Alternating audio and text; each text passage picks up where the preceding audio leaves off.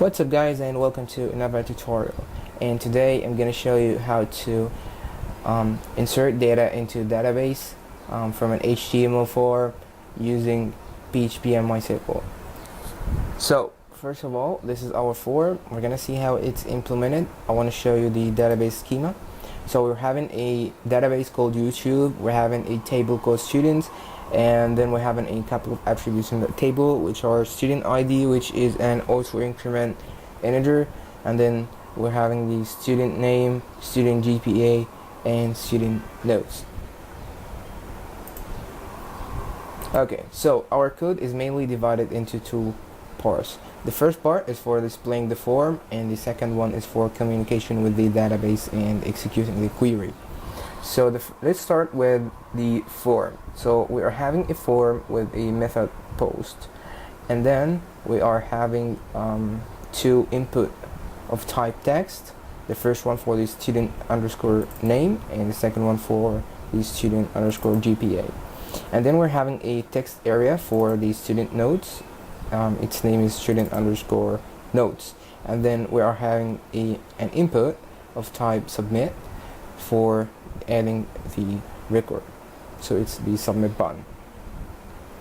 Okay, so after clicking on the button, actually these parameters are sent to the same page. So we're gonna check if we are having the submit field or the submit parameter sent, then this form is submitted. So how to check for this? We are using isSet function, and then we're gonna pass the parameter that we want to check for. So it's actually $_post, and then we send it the parameter that we want to check for. We're using $_post because we specify the method in the form to be post. So after this, we're gonna specify some parameters for the connection to the database, the host, the port, the username, the password, and the database.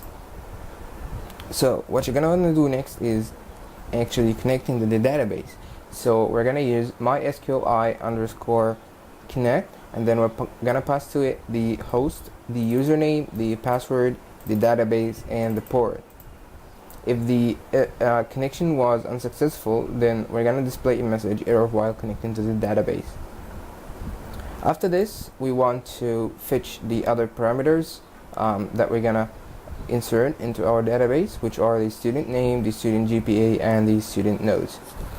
So we're gonna get them by the same way we check for the submit parameter. So we're gonna call $_post, and we're gonna send it the parameter name, which is student underscore name, for example.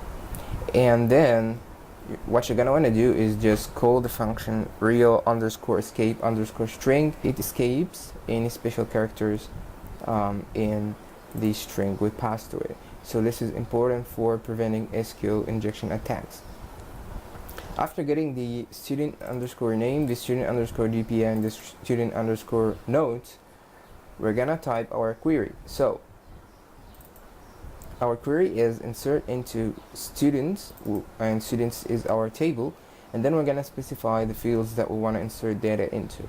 So we want to insert data into student underscore name, student underscore GPA, and student underscore notes, and then we're gonna specify the values of those parameters. So the value for the student name is student underscore name, and then for the GPA, student underscore GPA, and for the notes, student underscore notes. And make sure to enclose those values with single quotes or double quotes.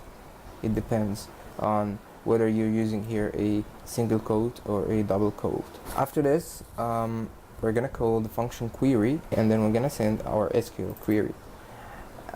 If the execution was unsuccessful, we're gonna print a message which is error while executing the query.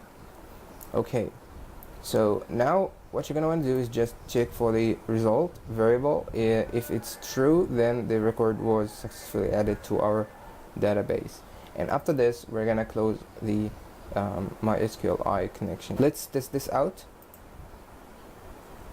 We're gonna type in the name, Bassel, the GPA 3.34, and the student notes, I have no notes.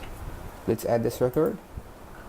Record was added. Let's check our database, and as you see, the record is added. So thanks a lot guys for watching. See you in the next tutorial.